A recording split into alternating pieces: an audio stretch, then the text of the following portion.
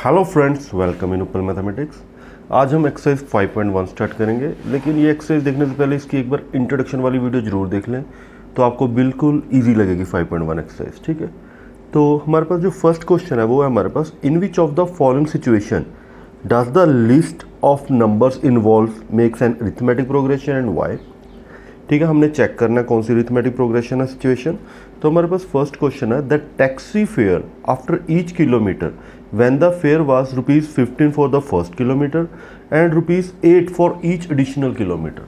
ठीक है, तो ट्राई करते हैं, चेक करते हैं ये अरिथमेटिक प्रोग्रेशन है या नहीं। अरिथमेटिक प्रोग्रेशन होता क्या है, जिसमें जो सीरीज है कॉमन डिफरेंस के साथ इंक्रीज होती है। ठीक है, उसे हम अरिथमेटिक प्रोग्रेशन बोलते हैं। इसीलिए बोल रहा हूँ भी पहले इंट्रोडक्शन वाली वीडियो जरूर देख लो। तो स्टार्ट करते हैं। सबसे पहले हम क्या लिखेंगे, fair for the first kilometre. Fair for the first kilometre. तो फर्स्ट किलोमीटर के लिए कितना फेयर दिया हुआ है, 15 रुपीज़।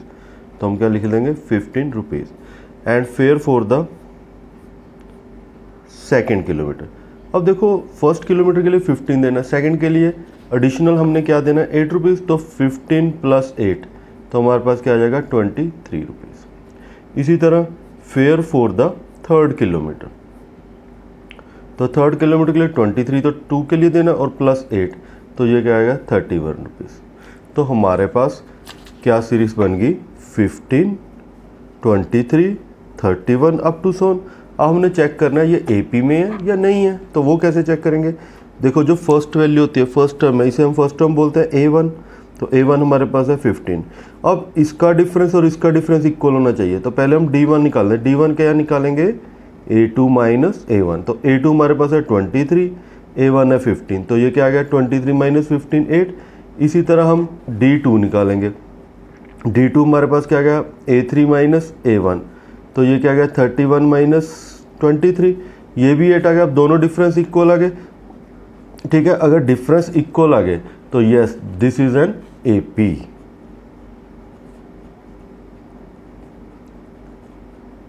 तो अगर ए डिफरेंस, कॉमन डिफरेंस यानी इक्वल आ जाता है, तो इसे हम क्या बोलेंगे, ये सीरीज AP है, अदरवाइज नॉट।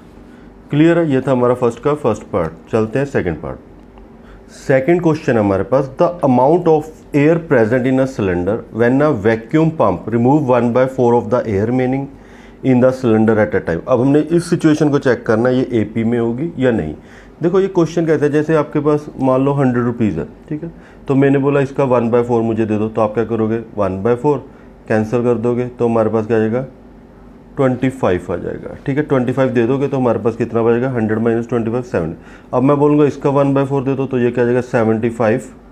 ठीक है, /4। ठीक है, तो इसमें से हम क्या सब्ट्रैक्ट कर देंगे, यानी पहले हमने 75 था और 75/4 सब्ट्रैक्ट कर देंगे, तो आपके पास इतने पैसे बच जाएंगे। ठीक है, तो इसी तरह हमें सेम एयर प्रेजेंट है जो हमारे पास, उसके साथ हमने करना है। ठीक है, यानी 1/4 रिमूव करते जाना है। सबसे पहले हम क्या करेंगे, let the amount of the air present in the cylinder is X unit.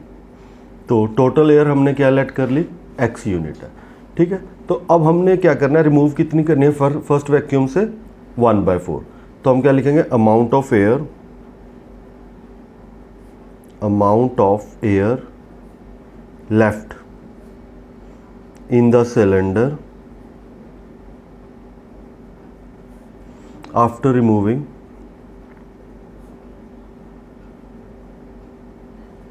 1/4। तो देखो टोटल गैस कितनी है, X, तो हमने कितनी रिमूव कर देनी है, X/4।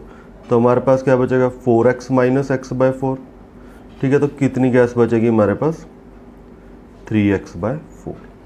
ठीक है, हमारे पास गैस कितनी बची है, 3X/4 यूनिट। टोटल गैस कितनी थी, X यूनिट। अब एक बार फिर पंप लाएंगे, तो थर्ड टाइम हमारे पास कितना हो जाएगा, तो हमारे पास अब कितनी गैस है, 3X/4। अब हमने इसका 1/4 रिमूव कर देना, यानी 3X/4 × 1/4। तो ये क्या हो जाएगा हमारे पास, 3X/4 3X/16। ठीक है, तो यहाँ हमारे पास क्या आ गया, एलसीएम 16, तो 3 × 3, 4 × 4 16, तो 4 × 3 12X - 3X/16, तो 12 - 3 9X/16। ठीक है, तो हमारे पास देखो फर्स्ट पहले कैश कितनी थी x यूनिट, फिर 3x/4, फिर 9x/16। अब चेक करते हैं ये AP है या नहीं।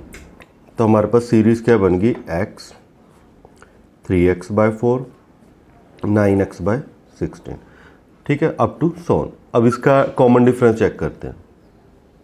तो फर्स्ट टर्म है हमारे पास x, पहले डिफरेंस 1 चेक करते हैं, a2 माइनस a1, तो 3x/4 माइनस x, तो 4 LCM आ गया, 3x माइनस 4x अपॉन 4, तो ये क्या आ गया हमारे पास, नेगेटिव x/4। अब डिफरेंस 2 चेक करते हैं, a3 माइनस a2, तो ये आएगा 9x/16 माइनस 3x/4, तो 9x, 4 इंटू 3 12x/16, तो ये क्या आ जाएगा, नेगेटिव 3x/16। अब देखो D1 और D2 तो दोनों इक्वल आ नहीं रहे, तो इट मीन्स डिफरेंस कॉमन नहीं है, तो D1 not equal to D2, so this series is not an AP, this series is not an AP, ठीक है। तो ये था हमारा सेकंड पार्ट। तो चलते हैं फर्स्ट के थर्ड पार्ट पर।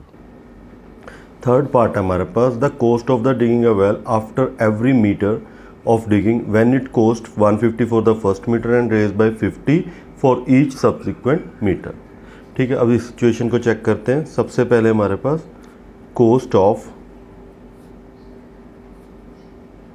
Digging for the first metre is 150 rupees, ठीक है। Cost of digging for the second metre, तो 150 तो देना, नेक्स्ट के लिए 50, तो 150 प्लस 50 हमारे पास क्या आ जाएगा, 200 rupees. Cost of digging for the third metre, 200 plus 50 250, ठीक है। तो ये हमारे पास सीरीज़ क्या बन गई, 150 200 250 अप टू सोन। अब इसे चेक करना है सिचुएशन को, ये AP है या नहीं।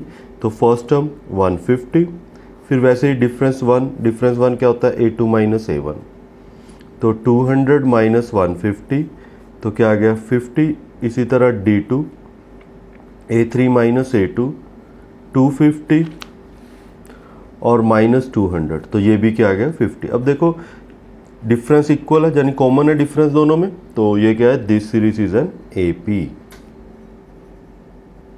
This series is an AP। तो ये था हमारा थर्ड पार्ट। तो चलते हैं फर्स्ट के लास्ट पार्ट पर।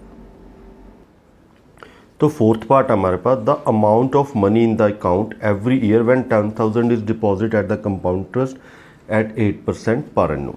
तो देखो कंपाउंड ट्रस्ट है, कंपाउंड ट्रस्ट हमने पढ़ा है, इसका क्या फॉर्मूला होता है, कंपाउंड क्या होती है, ठीक है। तो हमारे पास इसका फॉर्मूला है principal value 1 plus ratio divide by 100 into time, ठीक है। तो हमने स्टार्टिंग में कितने पैसे सबमिट करवाए हैं, ठीक है, डिपॉजिट करवाए हैं 10,000।